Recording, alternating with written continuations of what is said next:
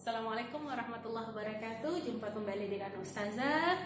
Selamat pagi anak-anak Ustazah semuanya yang soleh dan soleha. Hari ini kita akan belajar mengenai bunyi. Kemarin kan sudah belajar Zah mengenai bunyi. Nah, ini lanjutan tentang bunyi. Nah Ustazah, kemarin kita sudah belajar bunyi dan kita tahu bahwa bunyi itu adalah berasal dari benda-benda yang bergetar. Kemudian kita juga tahu bahwa setiap benda yang bergetar itu dapat kita ukur.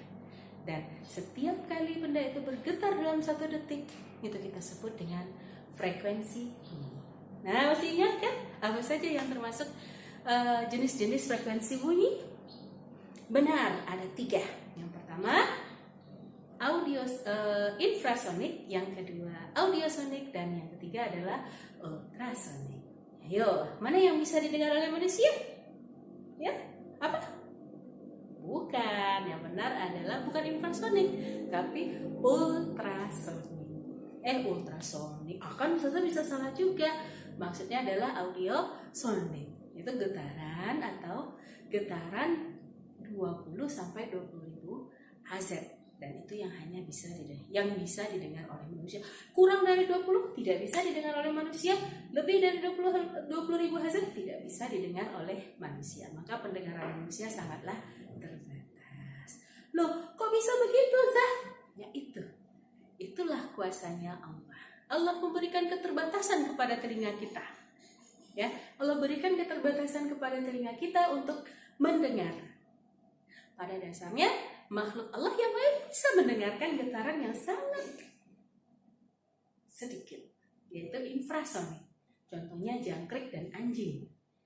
Jangkrik, anjing, dan beberapa makhluk hidup yang lain itu dapat mendengarkan bunyi yang getarannya sangat lemah. Kenapa manusia tidak bisa mendengarkan itu? Karena Allah mencintai kita. Ya, kalaulah seandainya kita bisa mendengarkan bunyi tersebut, maka niscaya kita juga akan bisa mendengarkan siksa kubur. Ya, sesungguhnya hewan-hewan seperti ayam itu bisa mendengarkan bunyi yang sangat lembut, bahkan siksa manusia yang sedang disiksa di dalam kuburnya. Berharaplah bahwa kita tidak akan pernah disiksa oleh Allah di alam kubur. Nah, kemudian anak Ustazah, itulah rahasia kenapa kita tidak bisa mendengarkan bunyi infrasonik. Ultrasonik juga begitu, tekanan yang luar biasa, maka dia akan menyebabkan rusaknya pendengaran gendang telinga kita. Sehingga Allah batasi pendengaran kita 20 sampai 20.000 Hz. Hari ini kita akan belajar mengenai sumber-sumber bunyi. Ya, apa saja yang bisa menghasilkan bunyi? Ya, setelah pembelajaran ini kita akan tahu bahwa benda-benda di sekitar kita itu ternyata dapat menghasilkan bunyi. Benda-benda yang dapat menghasilkan getaran atau bunyi inilah yang kita sebut sebagai sumber bunyi. Maka pelajaran kita hari ini adalah mengenai sumber bunyi.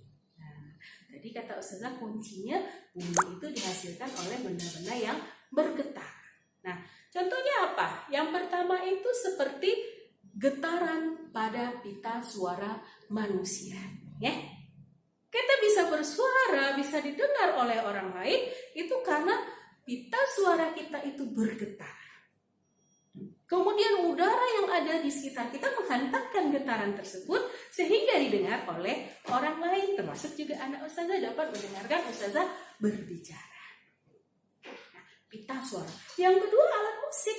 Nah, misalnya alat musik itu gitar misalnya.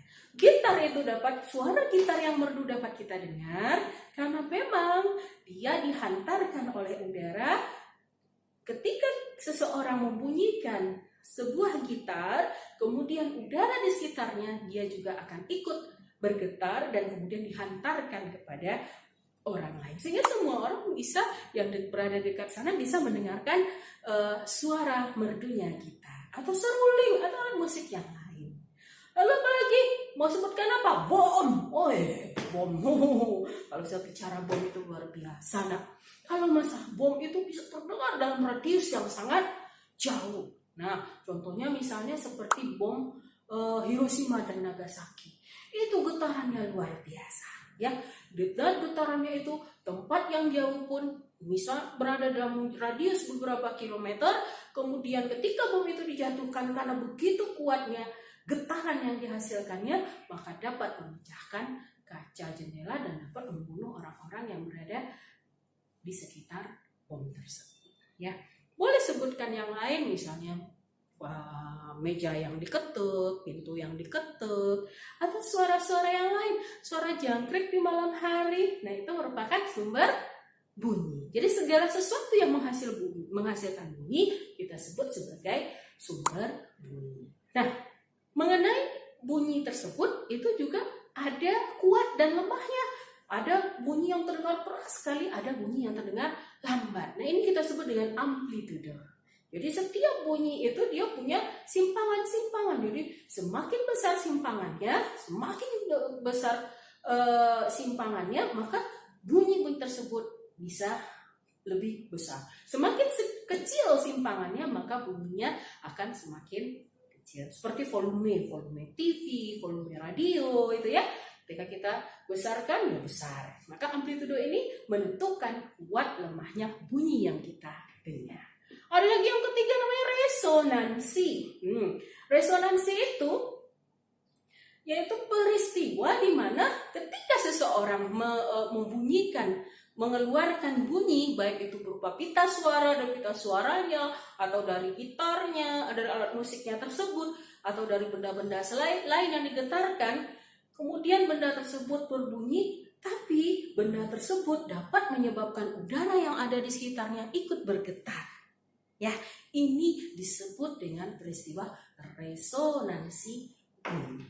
Ya, ketika kita meniup seruling, di sekitar seruling itu ada udara tersebut bergetar, kemudian getaran tersebut dihantarkan kepada orang lain, dan orang lain tersebut bisa mendengarkan bunyi tersebut, maka inilah yang kita sebut resonansi. Jadi yang perlu sekali dalam sebuah penyampaian bunyi, supaya kita bisa mendengar bunyi, maka ada frekuensinya. Kemudian yang kedua juga kuat atau lemahnya bunyi tersebut. Kita ada juga namanya amplitudo. Jadi bisa kita dengarkan suara yang kita yang Ustazah ucapkan itu bisa kuat dan lemah karena pengaruh dari amplitudo.